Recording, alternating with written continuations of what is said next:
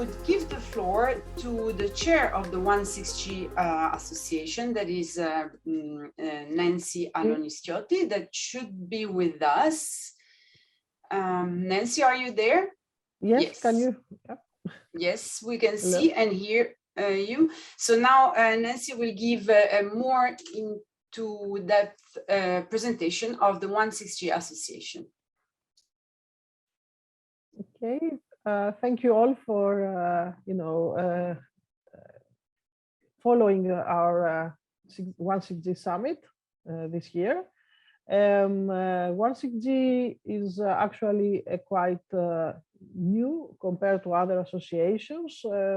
We are running of about 1 year now.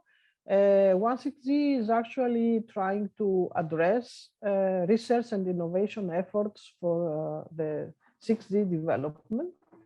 And starting from our founding members, we initially decided to include not only the ICT domain in one6G, but target also the inclusion of the vertical domains and the representative members and partners from the vertical domains.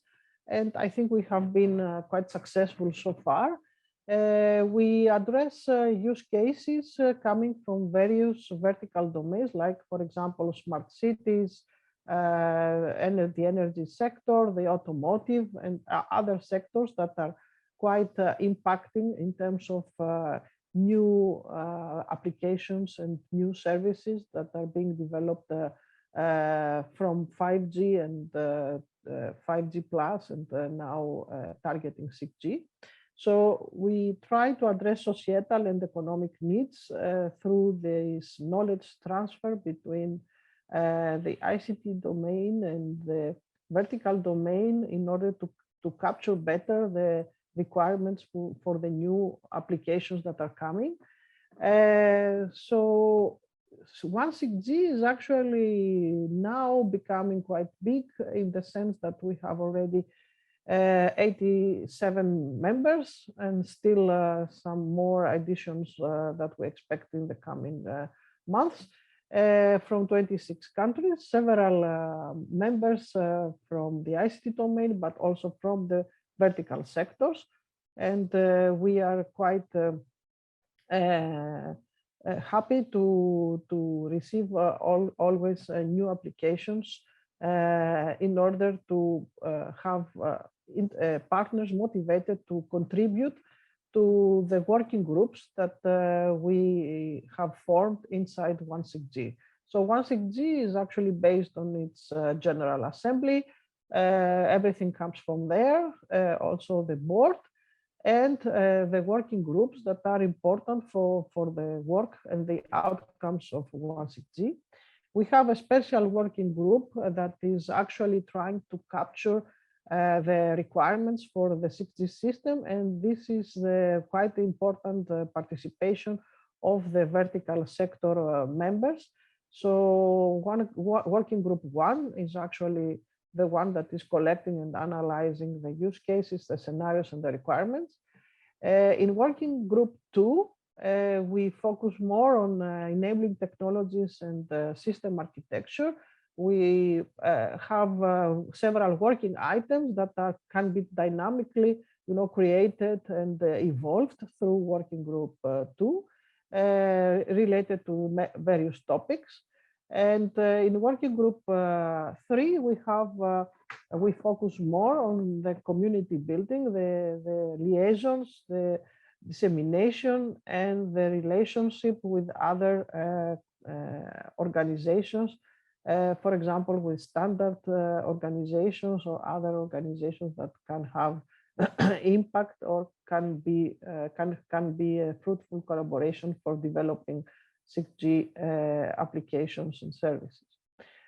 Finally, a very important working group is also working group 4, which is focusing on the evaluation process of the 6G related developments. So working group 4 is building pilots, is focusing on gap analysis, is building testing procedures and certifications related to the development of new approaches, new mechanisms for the 6G deployment. Working Group 4 will be responsible for building the testbeds and the pilots coming out from one6G association as a whole. Recently, we had the elections in order to have new working group chairs and vice chairs. So we have here in Working Group 1, Professor Mohammad R. Sheikh Bahai from King's College London as chair, the new chair, and a vice chair from Greece, Professor Periklis Hadjimisios. And in Working Group 2, we have the new chair, which is also the old chair, the Zoran Despotovic from Huawei Technologies. He's well aware of all the working items developed in Working Group 2. And also a vice chair, Professor Luca Denardis from CNIT. In Working Group 3, we have a new chair, also former Working Group chair, Xue Lian from Huawei Technologies. And we welcome a new member and a new vice chair, Professor Albena Michovska from CITIF, Global Capsule. In Working Group 4, we have the continuation of Josef Eichinger from Huawei Technologies as the main Working Group chair.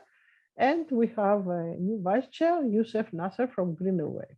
So I welcome everybody to their new, let's say, period of contribution to their working groups as chairs and vice chairs. And we appreciate the contribution from all partners, which is all in voluntary base. And it is very important to continue the work that is being done in working groups. So as you see, we have several working items that are taking place and effort inside the working groups. Inside the working items, we have several partners that are contributing. Each working group has a specific, as we said, focus for the final consolidation of the results of one6G, and all together can provide a very concrete outcome based on the efforts that have been undertaken in each working group. We have in one6G been able to perform several activities, several initiatives in terms of dissemination, in terms of workshop building, in terms of collaboration. So we have been active in 2021, as you can see, even if it was the first year of operation. But I think in 2022, we have managed to accelerate our pace into contributing to more and more events, building open lectures, building workshops, and having a very active dissemination activity. In this context, one6G was able to publish the first position paper for its vision and for the work plan. This was, I think, a quite interesting position paper, one of the first for one6G, and addressing several use cases, vertical use cases and requirements with a survey study from the vertical sector partners themselves. In continuation to this initial contribution, we have now 2 published white papers during the EUCNC 2022 and ITUR June meetings. So we have one white paper dealing with 6 use case families with 25 use cases analyzed inside the white paper. And we also have a technology related white paper with 7 technologies identified from the working items taking place in the working groups. On the other hand, one6G is deeply engaged with the vertical partners, and all the use cases are influenced greatly by the requirements that are developed under the joint effort between the ICT and the vertical partners. So the one6G survey from the vertical sector for the vertical sector requirements played a big role in addressing these requirements. In several, let's say, events, one6G was present during the last year, and we have been able to present several outcomes from one6G work, but we were also able to organize sessions and contribute to big events in order to promote the work and the outcomes of one6G. I think one of the very successful initiatives that one6G took for dissemination purposes was the setup of open lecture series in 2022. I think it was a very successful effort because we had too many participants and much interest to join the lectures from different audiences. So I think this was a quite good approach to disseminate further the outcomes of one6G results. The lectures are continuing, so there is a series of lectures already planned for July, after July, and in the next year in 2023, there will be more lectures planned from one6G. Another important aspect in terms of liaison and collaboration is actually the links that we try to establish with several other organizations, like for example, the ITUR, where we had already 3 contributions in the IMT 2030 vision, the liaison with ETSI, and also the consultation partner of RSPG as one6G association. And actually very recently, yesterday, we were able to actually sign an MOU with WWRF, a partner that we can collaborate closely. Together with WWRF, we form a liaison, a collaboration that actually involves around 200 members and partners from the ICT and the vertical domains. It's a quite impressive, I think, initiative. So in working group 1, we see that we have new initiatives that are taking place. We see that there is a great interest to further analyze and discuss robotic use cases for 6G and see the implications that this kind of use cases can have in the 6G system specification. There are discussions about the increasing market and business interest in connected robotics via 6G, and I think this can be a very good effort for the coming months for one6G, and especially working group 1, which is called to analyze further the business and the requirements for the 6G system. In working group 2, we have already identified several working items, but there are also new working items coming up.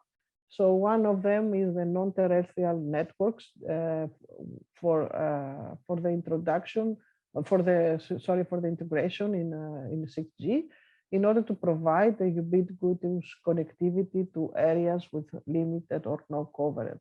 This is an interesting also topic that is going to be addressed by working group 2, and any partner that would like to contribute will be free to join this working item in working group 2.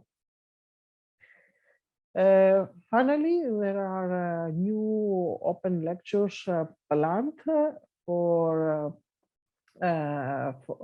from one6G.